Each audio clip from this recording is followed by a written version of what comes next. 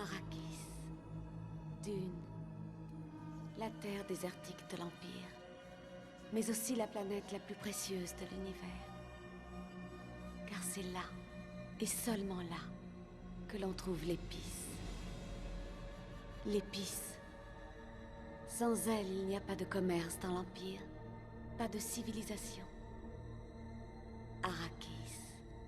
Dune. Terre de l'épice. Le plus grand trésor de l'univers. Celui qui la contrôle son destin.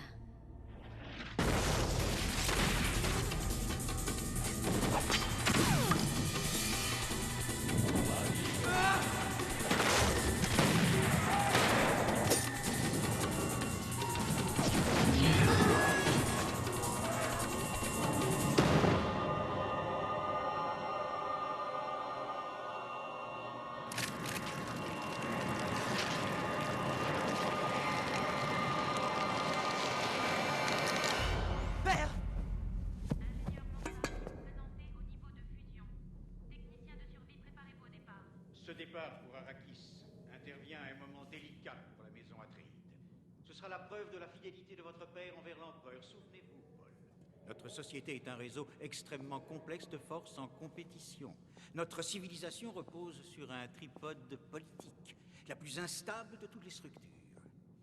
Un équilibre de pouvoir extrêmement trompeur existe entre l'empereur, le congrès des maisons royales et la soi-disant impartiale guilde spatiale avec son monopole invulnérable du voyage interplanétaire. À tout cela vient s'ajouter une tradition et une culture féodale qui n'arrangent... Le docteur Yue serait déçu, mon fils. Alors il saurait ce que je ressens. Attention, départ de l'espace aérien de Caladan, 010-100. Il n'est jamais facile de quitter sa maison, Paul. Prends cela comme une nouvelle aventure. L'aventure de toute une vie. Tu oses appeler ça une aventure? Quitter notre maison pour une planète pleine de poussière sèche, perdue au milieu de nulle part. Tu es fils de duc. Tu as des devoirs et des responsabilités. Comment pourrais-je l'oublier? Chaque jour, j'ai droit à des responsabilités pour le petit déjeuner et à des devoirs pour le dîner. Les sarcasmes ne te sont d'aucune utilité. Tout ce que je veux, c'est voir mon père.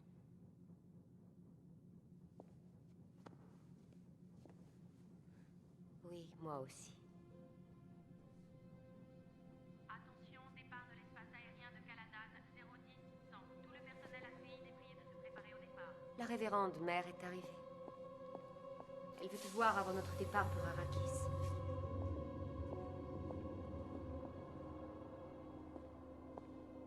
Départ de l'espace aérien de Caladan, 010-100.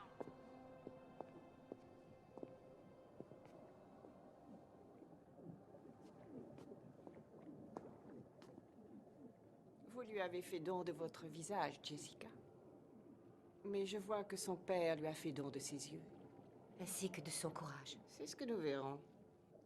Approche, mon garçon. Que je puisse te voir un peu mieux. Si tu sais ce qui est bon pour toi, tu feras ce que moi, j'ordonne.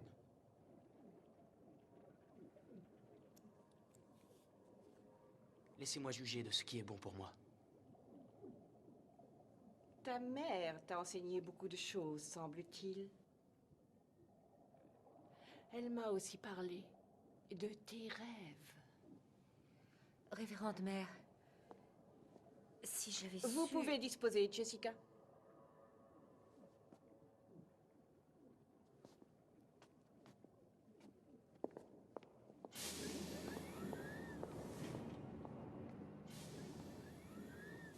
Depuis quand vous permettez-vous de traiter Dame Jessica comme une simple servante? Elle était une simple servante. Ma servante. Excellente, par ailleurs. Jusqu'à l'âge de 16 ans. Et ton père me l'a prise. Maintenant, j'aimerais que tu me parles de tes rêves. Ce ne sont que des rêves. À propos de quoi? Pourquoi ne me le dites-vous pas?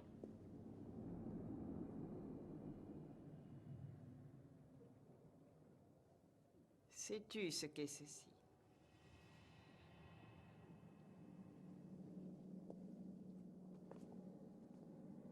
C'est test, jeune Atréide. Et il sert à quoi? Mets ta main à l'intérieur de cette boîte et tu verras.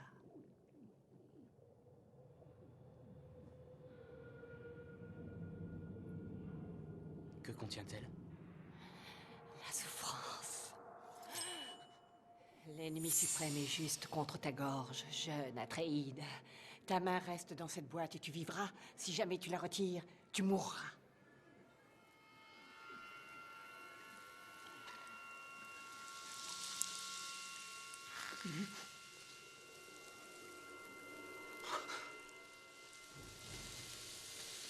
Ne pas avoir peur. La peur, c'est la mort assurée.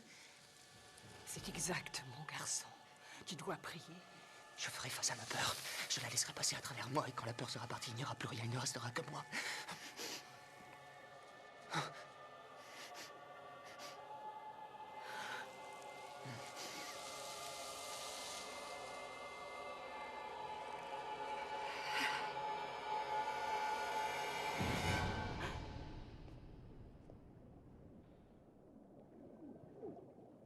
Aucune jeune fille n'a réussi à supporter une telle souffrance. Tu es un garçon courageux, jeune Atréide. Mais tu as beaucoup à apprendre. Il a survécu. Tu aurais dû me prévenir. Cela lui était interdit. Je suis désolée. Paul.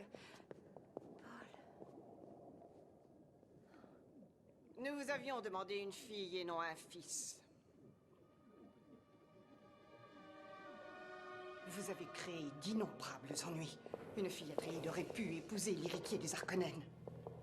Cela aurait mis fin à la querelle entre les deux maisons. Mon duc voulait un fils. Oh, vous n'êtes qu'une petite arrogante. Faire passer ses désirs avant nos intérêts. De quel droit osez-vous vous moquer ainsi de tous ces siècles de programmes de reproduction? Je paierai pour mon erreur. Et votre fils paiera avec vous. Nous ferons notre possible. Votre fils mérite d'être sauvé, mais pour le père, nous ne ferons rien.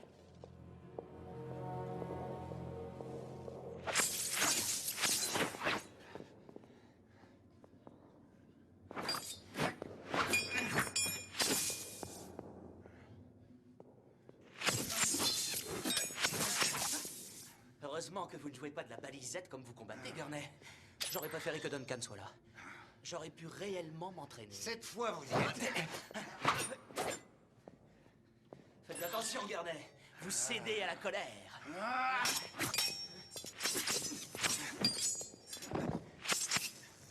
Rapide à la défense, lent à l'attaque.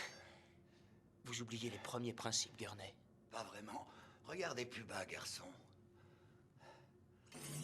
Il suffit que je fasse un geste et vous jouez les sopranos.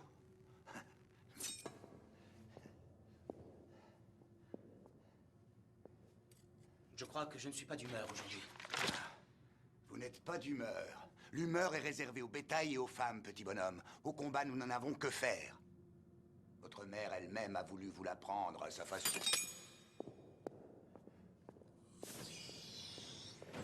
C'est cette vieille sorcière Bene Gesserit. Elle a dit ou fait quelque chose.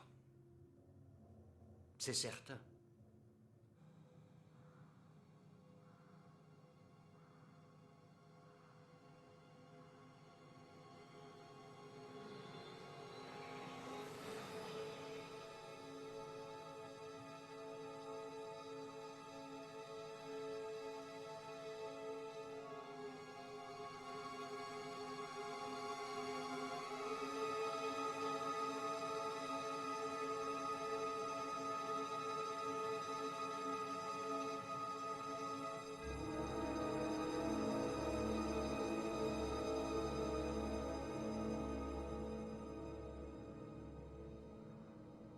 Le navigateur arrive. La navette numéro 117 de la guilde spatiale est arrivée au transport central. Cette zone est maintenant interdite. Nous serons bientôt en route pour Arrakis. Il est dit qu'ils dépendent de l'épice. Et que sans elle, ils ne peuvent naviguer. Il est dit, en effet. Ces gens-là étaient des humains, n'est-ce pas? Arrivée de la navette 117. Jusqu'à ce que l'épice les transforme. Zone interdite. Je pense que personne n'en est vraiment sûr. Moi, je ne les ai jamais vus. Personne ne les a vus. C'est interdit, Paul. Ne mets pas en danger nos privilèges de transport en essayant de le faire. Tout personnel étranger à la guilde est prié de sécuriser le secteur.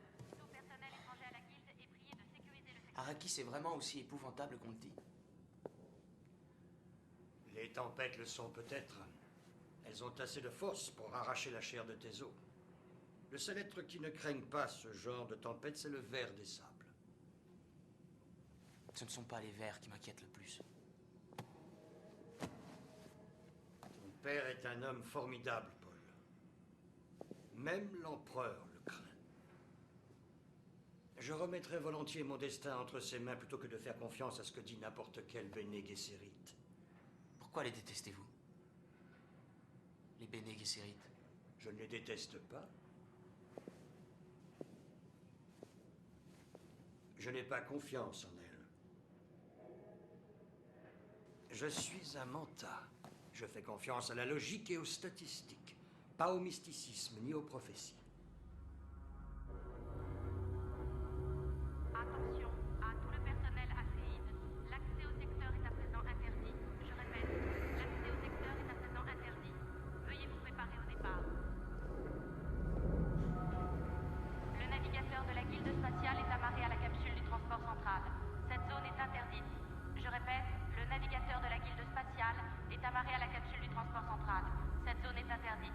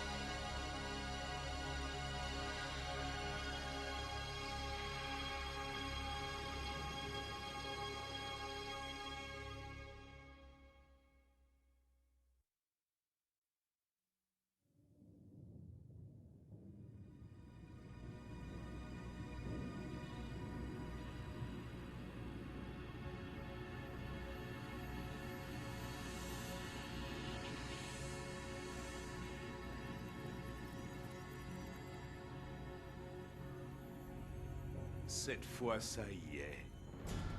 Le piège est posé. La proie sera bientôt là. Un glorieux hiver ne va pas tarder à s'abattre sur la maison Atréide et sur tous ses héritiers.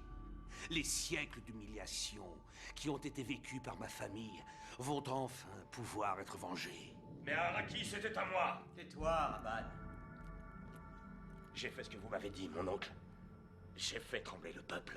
Et j'ai écrasé cette ville planète. Il a desserré, mon frère, pas écrasé. Ah, Rabban aspire à diriger un jour la maison Harkonnen, Fed. Mais il a déjà du mal à se diriger lui-même.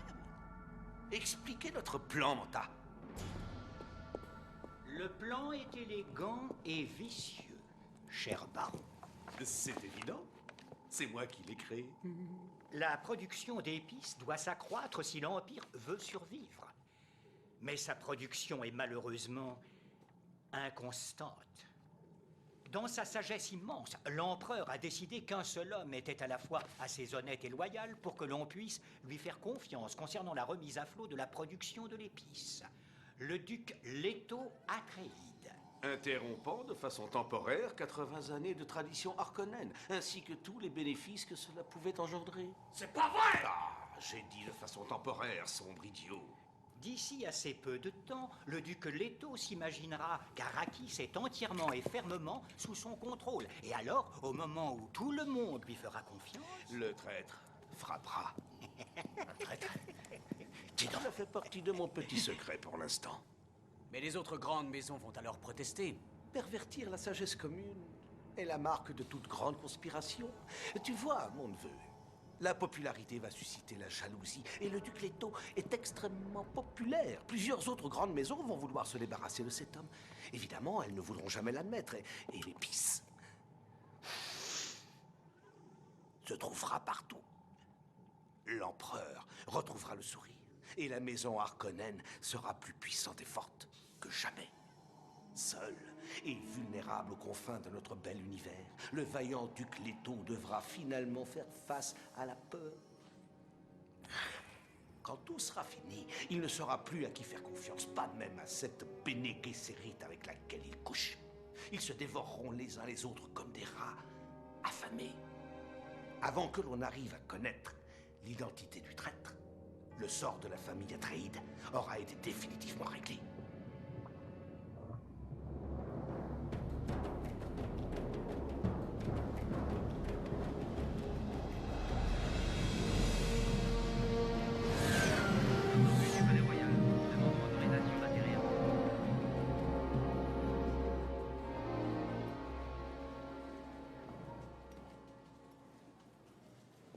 Mon fils m'a toujours dit que vous aviez une grâce féline, Duncan. Je ne voulais pas vous déranger, monseigneur.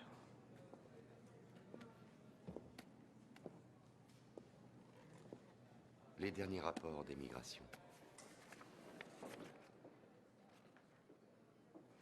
Ils ont peur que nous soyons aussi cruels que les Harkonnen.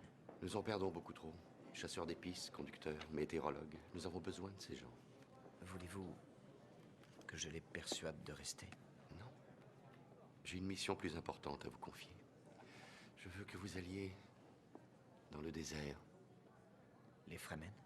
D'après les rapports, des centaines, voire des milliers dans des villages qu'ils appellent des sietch. En plein désert. Par-delà les montagnes. Les Harkonnen les ont méprisés. Les ont chassés par plaisir. Ça m'étonnerait qu'ils attendent autre chose de nous. C'est justement ce qui doit changer. Nous allons avoir besoin de nous faire des alliés. Je veux que vous alliez chercher leur chef, ce Liet, dont on m'a tant parlé. Un fantôme. On ne peut affirmer qu'il existe. Ce sont peut-être plusieurs personnes. Trouvez-le-moi. Conseillez-lui la patience. Et ainsi, je pourrai l'assurer de nos bonnes intentions. En vous montrant à eux, ils verront réellement qui nous sommes. Vous m'honorez, Seigneur. Je vous mets surtout en danger, ça je le sais. Mais vous êtes le seul en qui je peux avoir confiance. Une petite ville de garnison pleine de poussière. Cela vous donne une idée du climat de la planète.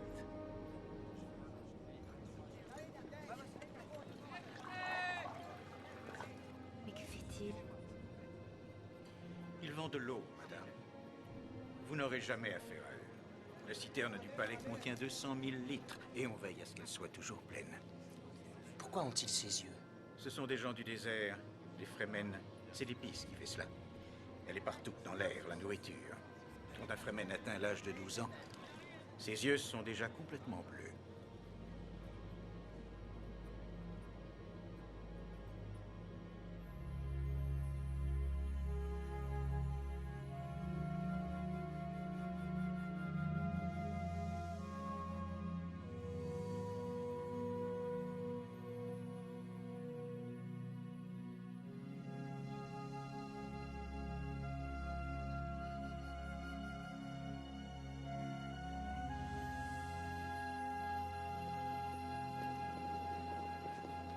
Les gardes sont partout. Nous n'avions pas besoin de vivre ainsi sur Caladan. Les appartements familiaux sont dans l'aile ouest. Je vais leur demander de monter les meubles. À quoi sert cette fontaine? Une vieille coutume, m'a-t-on dit. Les invités éclaboussent cérémonieusement le sol après s'être lavé les mains.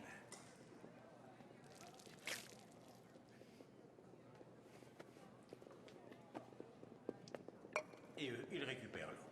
C'est plutôt avilissant.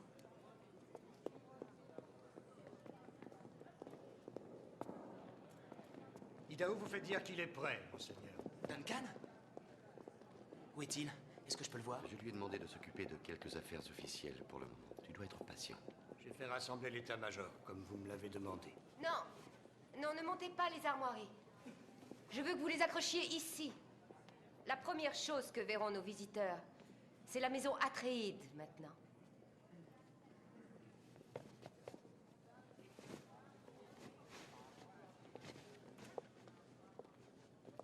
Ya al-malu al-ak Harkonnen, al-dig la doum et tankuya. À partir de maintenant, nous parlerons la langue de cette dame. Et ce, à tout moment. La chadoute Mapes, madame, chef du personnel de maison. Mapes, conduisez madame à ses appartements, veillez à ce qu'elle n'ait besoin de rien. Je te rejoindrai après la réunion. Par ici, madame. Bien, Paul. Les hommes nous attendent. Moi? Tout de suite? Tu participes à nos réunions à partir de maintenant.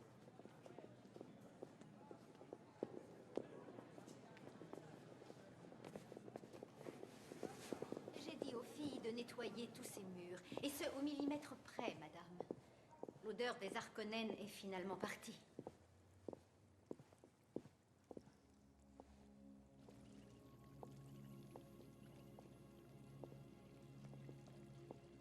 Bâti par des gens venus d'un autre monde il y a longtemps.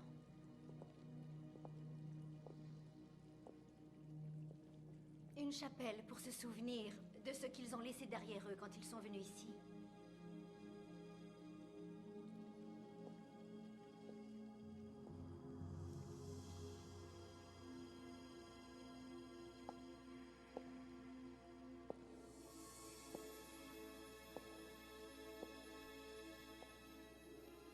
Des milliers de personnes pourraient survivre un an grâce à cette eau alors que cet endroit la boit en à peine un mois. Et les Harkonnen me l'ont toujours rappelé, madame. On vous appelle Chadoute. Cela veut dire creuse les puits, c'est ça? J'ai été élevée dans les sièges du désert, noble dame. Non, appelez-moi Madame Mapes. Je ne suis pas noble. Je ne suis que la concubine du duc. Il n'a pas de femme? Je suis sa seule compagne. La mère de son fils. Vous êtes Bene Gesserit? Oui, je connais les langues anciennes. Mrs. Preya. Andral Trepera.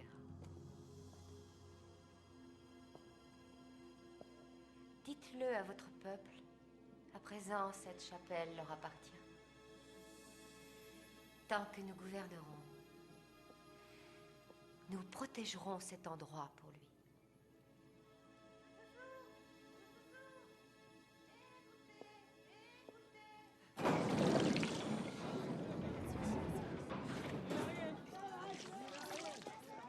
Attendez-la.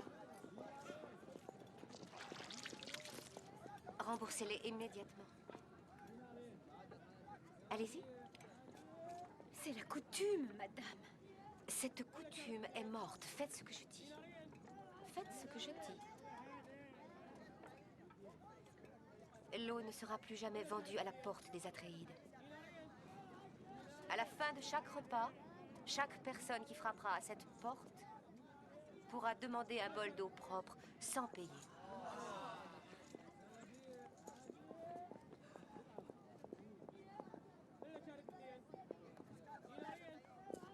Est-ce possible? Est-ce vraiment possible qu'elle nous apporte le Mahdi? Les choses doivent suivre leur cours. Où en sont les comptes miniers? Les récoltes d'épices faites par les Harkonnen leur ont rapporté chaque année 10 milliards de solaris. Quelqu'un ici croit-il encore que les Harkonnen sont définitivement partis? Bjornet, je veux que vous preniez contact avec les contrebandiers qui opèrent dans le désert.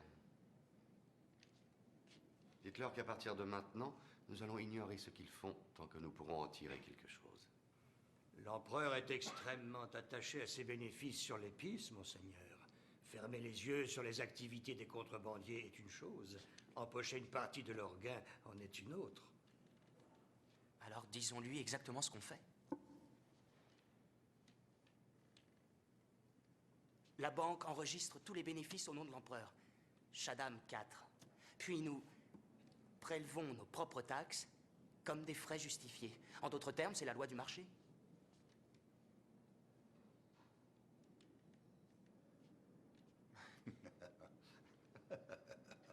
Quoi? Je serais curieux de voir le visage du baron quand il entendra cela. Tous les parasites Harkonnen qui s'enrichissent grâce aux pots de vin des contrebandiers vont trouver cela très amusant. Il ne faut plus de corruption. L'empereur ne peut nier les faits. Ou du moins, pas en public. Bien essayé, garçon, bien essayé. Bien.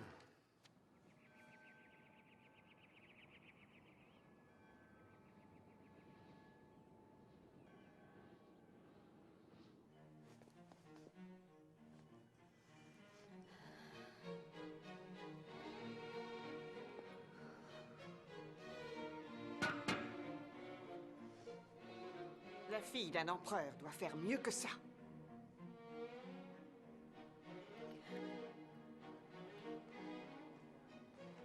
Elle est digne de son titre d'aînée, n'est-ce pas?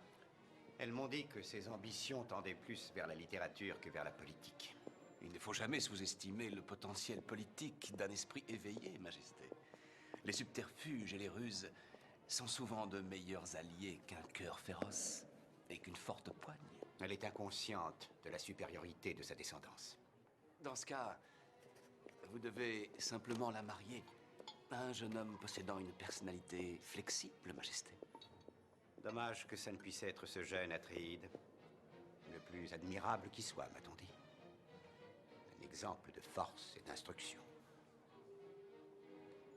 Il faut envoyer au duc Leto un témoignage de notre attachement. Il faut que cet homme conserve pour nous une profonde affection.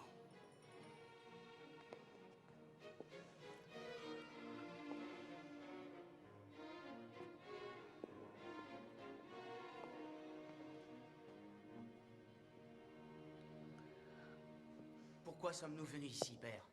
Et surtout, ne me dites pas que c'est une question d'honneur ou de devoir. Il y a une autre raison.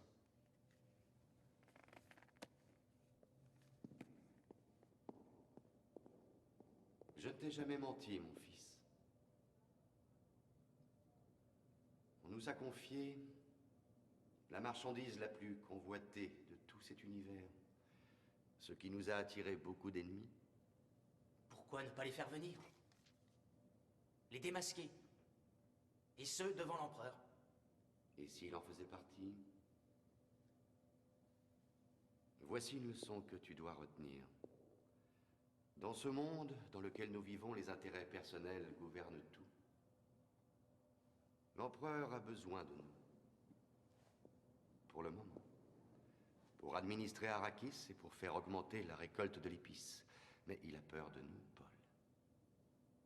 Il a peur de mon influence concernant les grandes maisons. S'il décide un jour que pour son propre intérêt, la maison Atréide doit s'écrouler, il ne fera rien pour l'en empêcher. Il se pourrait même qu'il fasse tout pour activer les choses. Si ce que vous dites est vrai, cette planète est un piège. Peut-être.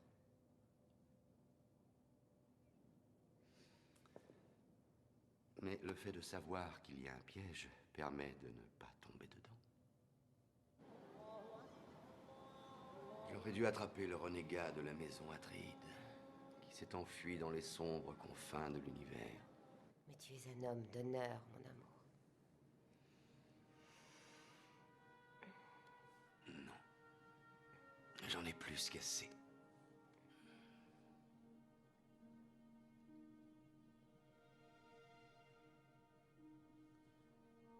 Cette éternelle bagarre est terminée. Les Harkonnen ne sont en fait que des escrocs. Et même s'ils font tout pour essayer d'avoir du prestige, ils n'auront jamais le respect que les autres t'accordent. Le respect n'achète pas la paix. J'échangerai bien tout cela contre une autre planète. Un endroit où nous serions seuls et où Paul serait en sécurité. Et où où je me consacrerai seulement à faire ton bonheur.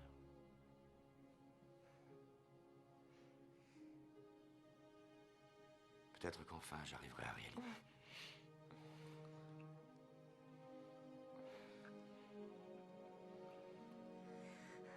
Je t'en prie. Ne parle pas de ces choses qui ne peuvent être. Tu appartiens à ton temps, et moi j'ai dû suivre mon destin. Et si je pouvais recommencer et faire un autre choix, je ne voudrais rien changer.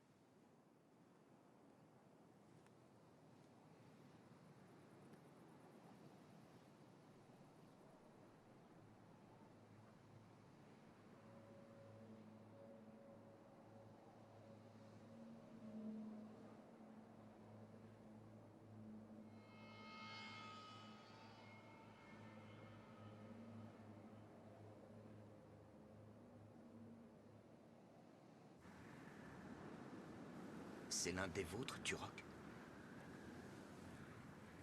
Mercenaire Harkonnen. Quelqu'un émet des signaux depuis le palais. Gardez votre force pour le désert, Atreide. Le mot a déjà circulé dans tout le palais.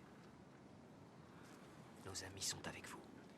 Sont-ils dignes de confiance? Ce sont des Fremen. Ne craignez rien, je m'en occupe.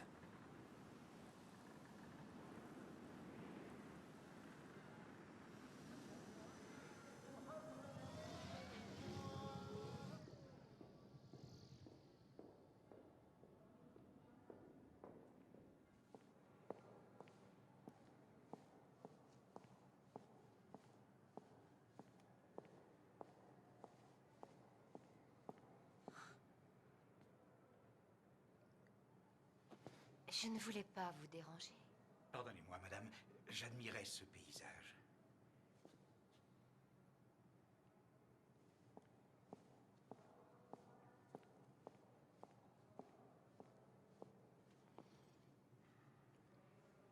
J'imaginais que ma femme était en train de s'y promener.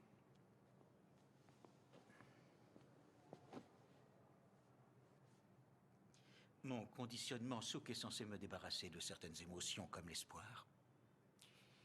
Cela dit, c'est tout ce qui me reste. Nous avons des espions un peu partout, Dr. Yue. Si elle est toujours en vie, nous la retrouverons.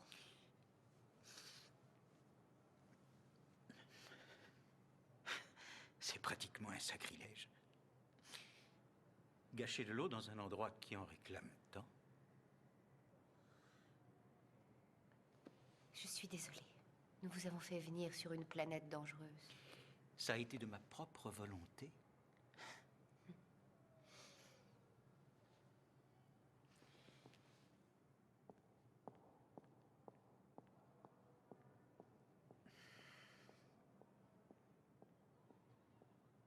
Seule la moitié des chenilles est utilisable. Mais presque tous les ornithoptères seront bientôt opérationnels. Ceci est une fabrique de moissonneuses. Nous en avons environ 1000. Aussi énormes soient-elles, les vers du désert peuvent les avaler tout entières. Mais un bouclier serait très utile. Ils ne servent à rien dans le désert. Même un simple bouclier pour le corps attirerait les vers à plus d'une centaine de kilomètres. Cela les transforme en tueurs fous. L'écologiste impérial, monseigneur, le docteur Kynes. Nous préférons l'ancien terme, planétologiste. C'est donc vous que nous devons remercier pour nos combinaisons. J'espère qu'elles vous vont. Les distils sont composés de filtres ultra efficaces et d'un système d'échange de chaleur. Le tissu interne est très poreux. La transpiration passe à travers un réseau de filaments et le sel est immédiatement retenu. L'eau est ensuite récupérée dans de petites poches que vous pouvez vider par ces tubes. En temps normal, la perte d'eau est inférieure à 15 millilitres par jour. Mais alors, c'est vraiment infime. C'est ça l'important.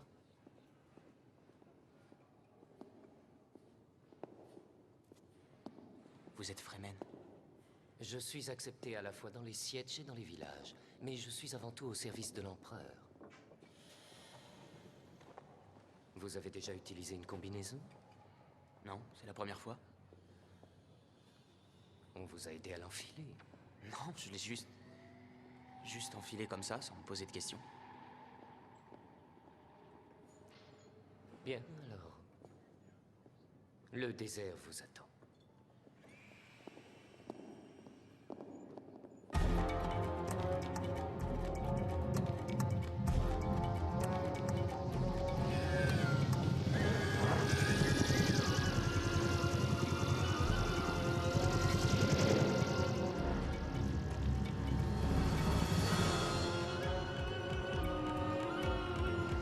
Maintenez le cap à 120 degrés sud-est, monseigneur. Réglé. C'est là que le maître des sables rassemble tout son matériel. Combien d'hommes y a-t-il par équipe de mineurs? Aussi peu que possible. La mine est avant tout une périlleuse aventure, monseigneur. Et si l'on se perd dans ce désert, peut-on arriver à survivre? Des mineurs ont pu réussir à sortir des zones mortelles en traversant les secteurs rocheux que les vers évitent toujours. Des Fremen? Des Fremen. On arrive. Voici la moissonneuse. Et là, ce sont les éclaireurs? Oui, ils surveillent les vers des sables. Les vers des sables? Là où se trouvent l'épice, se trouvent les vers. À chaque fois? L'épice se trouve sur leur territoire. On ne peut pas les éliminer une bonne fois pour toutes? La zone à couvrir serait immense, il y a trop de vers. D'après la couleur, cet endroit est fertile. Et ça, ce sont les vers des sables? Où est le transporteur qui doit évacuer la moissonneuse? Vers des sables, à environ 40 km, vous êtes repéré. Mouvement confirmé, estimation comptable, 6 minutes. On travaille toujours à si courte distance? Ça n'est pas la procédure normale. Le transporteur devrait déjà être là. Il y a combien d'ouvriers dans une moissonneuse? En général, 23, monseigneur. Vous êtes sûr que le ver va attaquer? Oui, absolument sûr. À tous les hommes de la moissonneuse, ici le duc Leto Atréide, nous allons venir vous récupérer. Cessez toute opération, préparez-vous à évacuer. Topter, faites route vers l'ouest, préparez l'embarquement. Ces appareils ne peuvent accueillir que 4 personnes en plus de l'équipage, Et monseigneur. nous, on ne peut en accueillir que 2. Paul Gurney, vous irez sur les places arrière. Dès qu'on sera posé, nous en accueillerons 3 de plus. Ici moissonneuse Delta, Jacques Q. Sans pouvoir vous offenser, nous avons presque fait le plein. Oh diable, l'épice, nous en récolterons plus tard. Préparez-vous à évacuer cet anneau.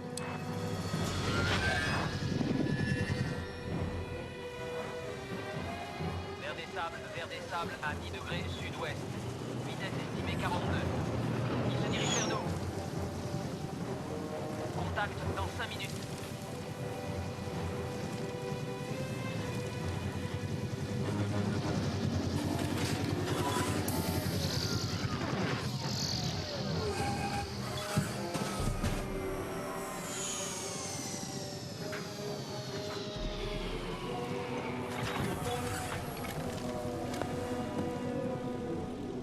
Maître des sables, ceci est un ordre émanant directement de votre duc. Cessez toute opération et évacuez immédiatement la station, sinon je vous coupe en deux au canon laser.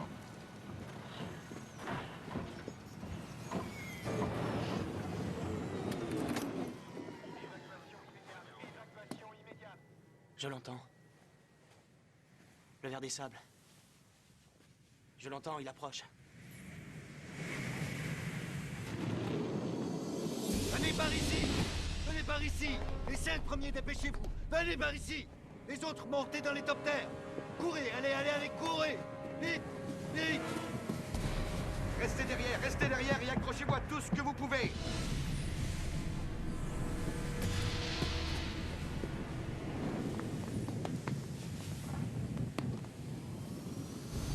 Et qu'est-ce qu'ils font?